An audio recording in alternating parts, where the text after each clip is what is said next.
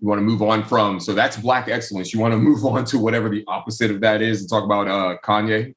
If you want to talk about him, he really loses my attention more and more every day. I'm sure part of it is making him look crazy, but the problem is that he's making it easy. I'm not worried about Kim Kardashian's safety, and this is about women's abuse. Like, it's not all that for me. She's fine. She's got dough. She'll hire security. She's got 19 brothers and sisters. Like, she's fine. What are your thoughts on that? I just don't like the idea that there are folks making fun of the fact that, like, this dude who has considerable resources is very clearly stalking this woman. Like, he's if this weren't a billionaire entertainer who, you know, his eccentricities oftentimes get excused as, oh, he's just, you know, artistic or whatever. This is just some regular dude who's acting like this after a breakup. You would be concerned, like, or you should be. I would be concerned more so because usually women in those situations don't have resources. If you have resources, then use them, whatever, by any means necessary. Whatever you need to do to protect yourself and your children, if you have resources, have at it. But on the list of women in the world that I'm worried about, Kim Kardashian is not at the top of that list. These niggas did manage to rob her ass when she was in Paris. That is true. Or whatever. But my understanding was that was an inside job. So you need to pick your people better. I don't wish that on any woman. That is absolutely terrifying. And thank God, hopefully not, you know, she was not assaulted in any way.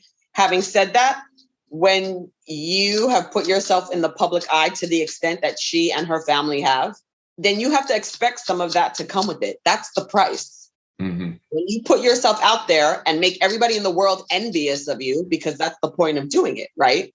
Showing everybody you have 100 handbags and 1,000 pairs of shoes and you're on a private jet. What's the purpose of that? You want to let people know you're better. Especially when you take a picture with, like, you know, jewels that are worth like 50 million. Some niggas be like, you know what? It's worth it to try to rob this motherfucker right now. You just posted a picture of, you know, you have insurance. You know, you're surrounded by people all the time. So it's going to be hard to like, how did they know at that moment to catch her alone? I mean, that's your homies, man. That's your circle. Yeah. So you need a better circle. But again, I don't wish that on her. I don't wish that on any woman. Women have to deal with enough aggravation as it is. But she has resources. She has family with resources. And I think she's going to be okay. God, I hope so. Because that's the thing. Kanye is the first guy to admit that he's bipolar. And so, you know, I know we're getting to the point where you can't even call people crazy because crazy is now like a pejorative term. But, like, if you're bipolar, get help. Hopefully he is getting help. But, like, if this dude feels like he's being embarrassed or something, like, I don't know. I don't put some unimaginable shit outside of the realm of what Kanye might be capable of now that he is where he's at. I would have never thought Kanye was capable of certain things back in the day. I just hope they work this shit out, dude. Peacefully, and just have your little divorce. Y'all ain't the first fucking rich, famous couple to get divorced. Right. And there are children here. So maybe if we can just put away our own needs and our own egos and think about the kids, then, you know, usually if you do that, you'll come up with the right solutions. But I think they'll both be fine. This is not the first time Kanye has demonstrated himself to be unstable. Again, they've put themselves, part of their whole gimmick is putting everything that they do out there. So if you roll back the videotape on all of our lives, I'm sure there are weird things we've said to partners and lovers in the heat of anger in this. I mean, you know, people that you threaten to kill your partner. It doesn't mean you really meant it. It doesn't mean you were unstable. It means you were having a bad day. In that moment, you really wanted to fucking kill them. And that's okay. Like, that's part of arguing as couples. And it just so happens that they're under a magnifying glass. I mean, I don't know anybody who has an argument like nicely, like, sir, my partner and love of my life, I'm really disappointed in the fact that, oh, sorry, you know, my love, I'm sorry. Like, are you kidding me? I'm like, go fuck yourself, asshole. And if I ever see you again, I'm going to hit you with this car. And then the next day, like, you just move on. Like, people have bad fights. It doesn't make you like schizophrenic and you're diagnosed. And now, you know, everybody's like a borderline psychopath. Sometimes you just said some fucked up shit you shouldn't have said. Sometimes you have a bad day. Doesn't make it right. Doesn't make it okay. I'm not saying it is. I'm just saying that's life. That's human beings. That's just who we are. So I don't expect anybody to look good all the time. And they spend a lot of time in the camera. And because of that, You're going to catch some shit that doesn't always look good. This is one of those moments. I'm not losing sleep over it, though. Yeah, it is shitty that this whole thing's playing out on social media. But yeah, you're right. Because of the kids. For me, it's always I'm always about protecting the children against the adults, because the only thing wrong with children is adults. And everything wrong with us manifests through their behavior. So you want to know how well we're doing as a society? Look at how your kids are doing. Oh, say that again. I mean, it's not complicated. Oh my God, what's wrong with kids? They're so crazy. They're fighting in schools and shooting up schools and beating each other up and shooting. Like, why are they doing this? I'm like, because adults suck. Where do you think they're learning this shit from? Us. They're not learning it from Martians. I mean, where else could they be learning it from? They're watching we tell them, don't lie, don't cheat, don't steal, don't murder. And then what do we all go out and do? Lie, cheat, steal, and murder. And then we're mystified that they do it. We award bad behavior. We praise grifters and swindlers, and everything is backwards. And we wonder why kids are acting nuts. I mean, this is not complicated. How many child psychologists do we need to figure out the only thing wrong with kids is us? If you grow them in a healthy environment, 9 out of 10 times they grow healthy. Hurt people hurt people. Hurt people also raise children to be hurt children who turn into hurt adults who act out. This isn't complicated. Boom. You said a word. So the other day I go into a public school because I had sent my resume to the district office since last year about substitute teaching. Never got an email, never got a phone call. Like, not saying yes or no, like just, hey, we don't like you. That's fine. You know, I'm not a good candidate. That's fine. So I decide to walk into the school, which is about 1 minute from my apartment. And I walk into the main office at 3:05 p.m. And I see 7 empty desks and not a human being in sight. So I'm like, okay. So I happen to look to my left and to my right. And lo and behold, there's like a 10-year-old kid like sitting in a seat. So I go, hey, kid, is anybody in here? And he's like, and he like peeks his head and he looks around and he's like, I guess they're busy. So he and I stand in silence for the next 10 minutes. 10 minutes. I'm not even kidding.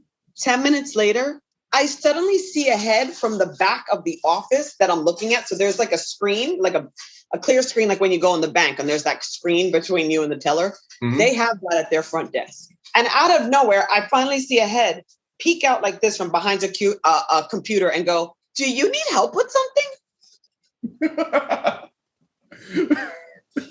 So the kid and I look at each other like, there's somebody here? First of all, I could have kidnapped this kid. Yeah. First of all. Unsupervised. If I stepped out the door with that kid, that woman would not have known. Second of all, so she's like, do you need help with something? So I say, well, yeah. I mean, I'm standing here and I don't work at the school, so I must need something.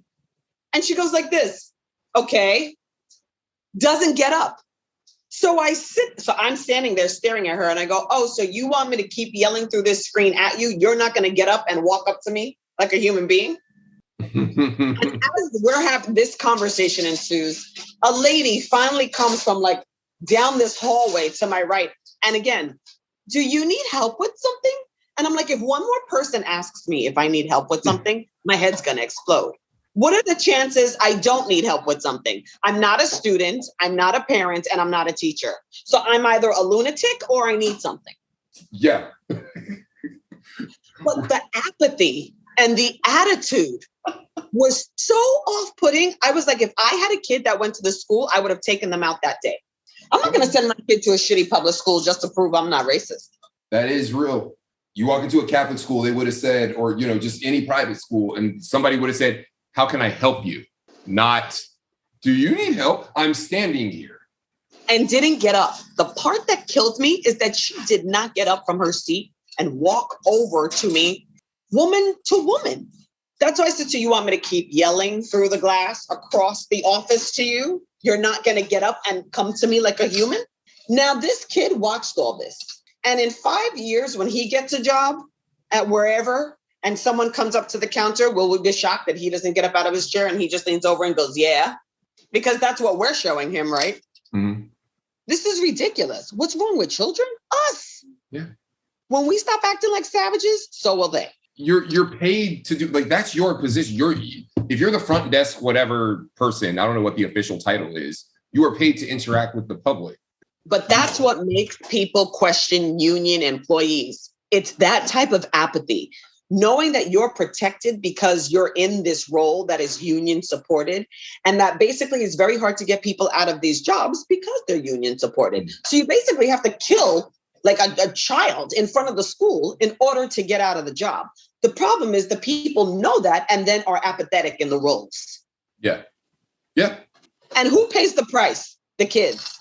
Because here I am, not only inquiring about substitute teaching, I'm inquiring about whether or not they'd have interest in a financial program that funds entrepreneurs of the demographic that this school has. I'm an investor.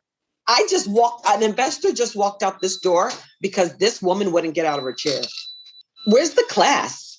You would think also in New York, like I could see that shit happening in Berkeley or in somewhere in the Bay Area, but you would think in New York, folks would like carry themselves a little bit more professionally. Was this in Bronx or a different borough? This was up in Yonkers. Still. I was still disappointed, but I was disappointed for the kids. The adults are going to be fine, right? They all have jobs. Right.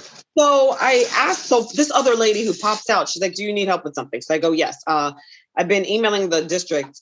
I mean, I'm hearing on the news that you're desperate for teachers. I said, am I correct in understanding that you're desperate for teachers? Yes, we're desperate for teachers. I said, then can someone explain to me why I haven't even gotten a rejection call in a year? Do you know who the person is? Oh, I don't know. Do you know who I can? Oh, I don't know. I said, you work here and you don't know why no one's responding. You don't know. Like, tell me something you do know. You work here, right? Mm-hmm. She ends up looking through a Yellow Pages directory from the 1980s and writes down a person's name in HR on a Post-it with an email address and hands it to me and says, you should try to reach them. I just turned around and walked out. The Yellow Pages. Their version of like school Yellow Pages. Yeah, she opened a book. I was like, this is why our children in public schools are doing poorly. It's not because of the kids, it's because of the adults. Wow. And the apathy and the lack of caring. To me, we don't regard children with any kind of respect and care in this society. Children have no one who speaks for them. Who are their advocates? Everybody else has lawyers and unions. And what do kids have? Us. Woo! And we're trying to piece it all together. Why are they like this? Right. Because the adults don't seem to give, the adults who are paid to give a fuck don't. And the adults who gave birth to them don't. How come there's more people at football games than parent-teachers night? Why aren't you at the school board meetings by the thousands? That's a very good point. You should have seen the high school football stadiums I grew up playing in. Thank you. These look like small college stadiums. Of course. But parent-teachers night? Crickets? School board elections? Crickets?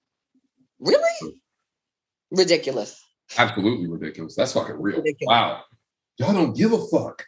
No. And the kids know it. The kids know it. They feel it and they see it. And then they act out. And then we're like, let's give them life in prison. It's like, Jesus, we can't run out of ways to be jerks, huh? A plant will grow if you water it. What more so would a human being? Very. That's why I'm always on the side of kids, because I know adults suck.